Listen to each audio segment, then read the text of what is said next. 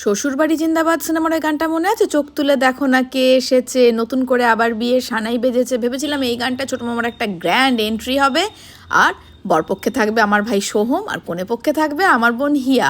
কিন্তু অতিথিরা আসতে শুরু করতেই যেই ভিড় বাড়লো, আমার প্ল্যান তো কোথায় চলে গেল।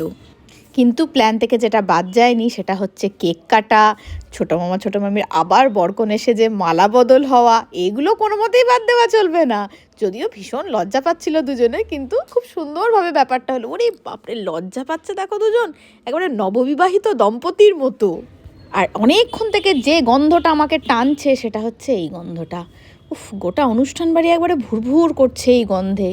এই বিরিয়ানিটা আমরা যখন খেতে বসবো ততক্ষণে বোধহয় ঠান্ডা হয়ে যাবে। যাই হোক, ঠান্ডা থেকে মনে পড়লো পাশেই ঠান্ডা ঠান্ডা কুলফি আছে, একটা কুলফি তো খাওয়া যেতেই পারে।